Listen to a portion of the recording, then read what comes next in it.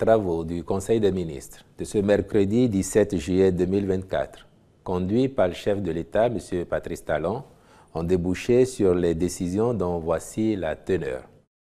S'agissant des mesures normatives, en point 1, création de l'Agence béninoise de protection civile, approbation de ses statuts et détachement auprès d'elle des personnels du Groupement national des sapeurs-pompiers. L'Agence nationale de protection civile et le Groupement national des sapeurs-pompiers sont deux structures concourant toutes à la mise en œuvre de la politique de l'État en matière de protection civile. La cartographie des différents aléas, la connaissance des risques quotidiens et l'anticipation sur les nouveaux risques constituent des défis qui nécessitent un travail en synergie. Une réforme du secteur de la protection civile s'est avérée indispensable pour plus d'efficacité avec la mutualisation des moyens et des ressources. L'objectif visé est de permettre aux équipes de s'affranchir de la posture de gestionnaire des risques et catastrophes pour s'inscrire dans la dynamique d'être des acteurs de réduction des risques de catastrophes. C'est pourquoi le Conseil a autorisé la création de l'Agence béninoise de protection civile et approuvé ses statuts. Elle est placée sous la tutelle du ministère de l'Intérieur et de la Sécurité publique. Pour rendre efficace cette réforme, il a été décidé du détachement auprès de cette agence des personnels du Groupement national des sapeurs-pompiers. Ceux-ci continueront de bénéficier de leurs droits à l'avancement et à la retraite conformément aux tests de leur corporation d'origine, mais seront soumis aux règles propres à l'agence pour ce qui concerne leur emploi. Enfin, un plan de recrutement progressif sera mis en œuvre pour doter la nouvelle structure d'un personnel dédié, qualifié et apte à affronter les défis émergents, notamment les risques liés au développement technologique et industriel. En point 2, création du fonds d'investissement et de garantie des petites et moyennes entreprises et approbation de ses statuts. Il s'agit d'un établissement financier à caractère bancaire qui bénéficie d'une dotation initiale de 5 milliards de francs CFA. Il vient compléter le dispositif de promotion et de développement des micro, petites et moyennes entreprises ou industries. La finalité est de leur faciliter l'accès au crédit, d'une part, et d'apporter aux banques et institutions de microfinance les solutions en matière de couverture des risques qu'elles prennent, d'autre part. Aussi, importe-t-il de souligner qu'un tel mécanisme de garantie des crédits destiné aux PME-PMI contribue notablement à pallier la principale défaillance qui handicape leur développement, en l'occurrence le manque de sûreté. Dès lors, les garanties de crédit, en permettant le partage du risque avec les prêteurs, offrent un accès au financement à des entreprises ne disposant pas d'un historique de crédit suffisant. Au titre d'autres mesures normatives, le décret portant approbation des statuts de l'Agence nationale de l'aviation civile a été également adopté. S'agissant des communications, en point 1, contractualisation pour la réalisation de forages d'exploitation dans le cadre du projet d'alimentation en eau potable dans les villes de Karimama, Kobli, Gogunu, Tukuntuna, Kopargo, Alada et Niki. Au total, 118 forages d'exploitation et 11 piézomètres seront réalisés dans ces villes en vue d'augmenter le niveau de production pour renforcer la fourniture d'eau potable aux populations. À cet effet, les études d'avant-projet sommaire ont été déjà réalisées et les études techniques détaillées engagées. Les appels d'offres relatifs à l'exécution de ces projets s'étant révélés infructueux, le Conseil a autorisé la contractualisation avec des sociétés expérimentées ayant déjà fait leurs preuves pour l'exécution des travaux, à charge pour le ministre de l'Énergie, de l'Eau et des Mines de veiller au respect des délais contractuels. En point 2.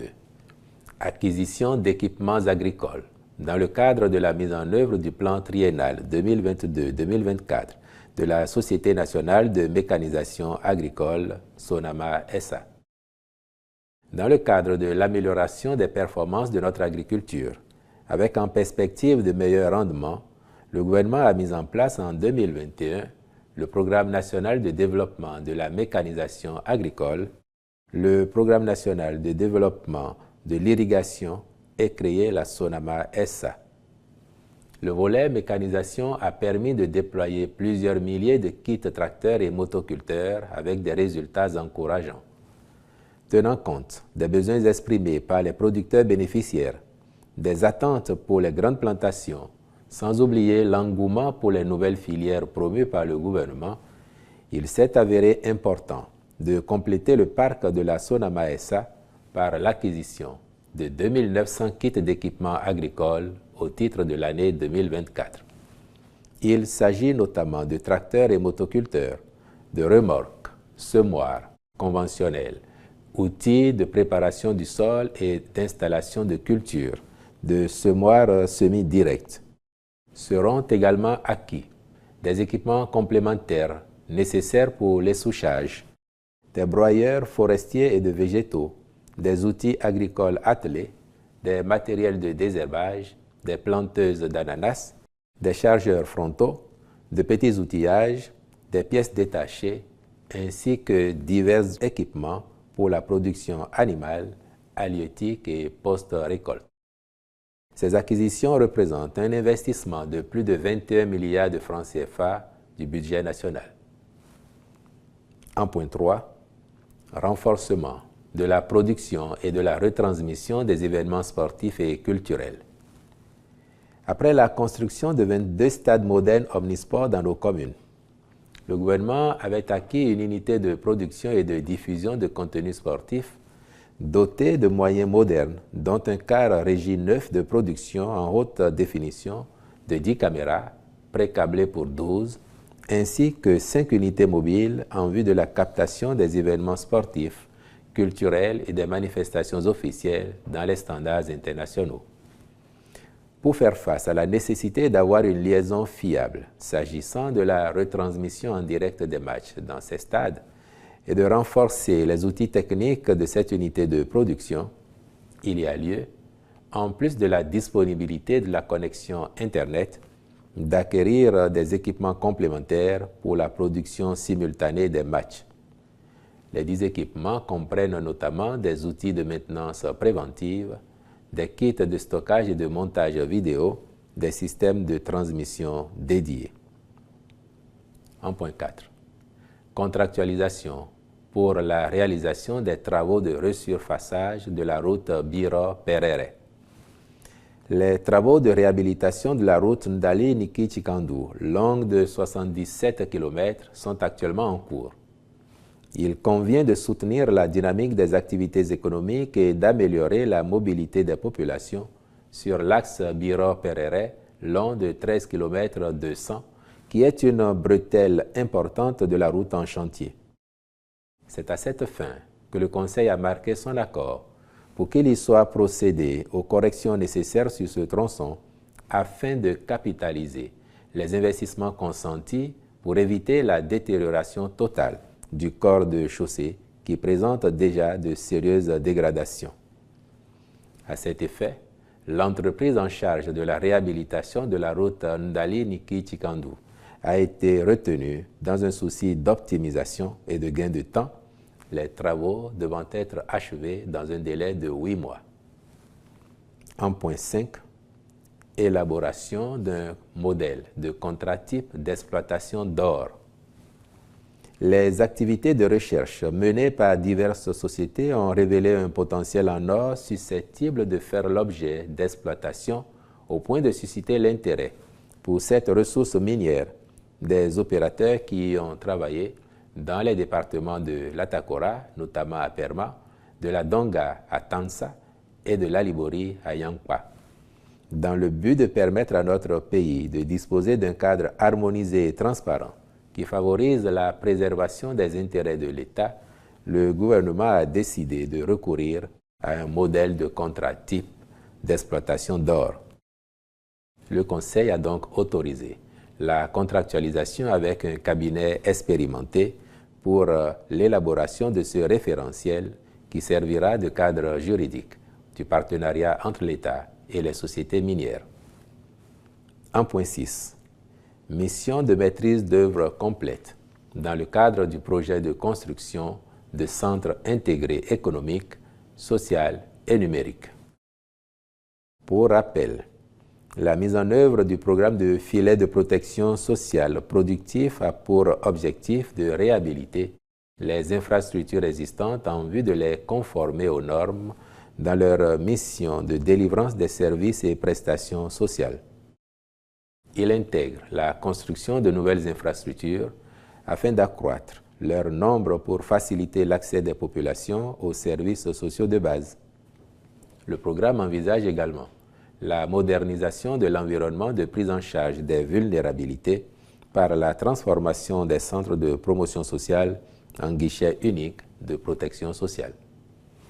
Enfin, il vise, de par son contenu, à soutenir la capacité de production et d'autonomisation des ménages pauvres extrêmes, de même que ceux victimes de chocs divers aux fins de leur relèvement économique à travers l'appui et l'accompagnement financier progressif pour le développement d'activités génératrices de revenus. Une analyse plus englobante permet d'envisager la mutualisation des services sociaux et les services postaux, créant ainsi les centres intégrés économiques, sociaux et numériques. Ces centres offriront, dans un même environnement, des services et des prestations aux populations, tout en développant un microcosme convivial pour combler certains besoins non satisfaits. Cette première phase prend en compte la construction de 35 centres composés de guichets uniques de protection sociale et des agences de la Poste du Bénin dans 26 communes réparties dans les 12 départements.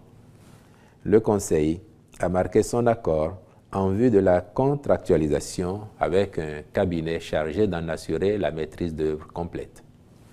Au chapitre des rencontres et manifestations internationales, enfin, il a été autorisé l'organisation à Cotonou du premier congrès de la Société africaine des infirmiers et techniciens anesthésistes et du 4e congrès de l'Association des infirmiers et sages-femmes anesthésistes réanimateurs du Bénin du 18 au 20 juillet 2024.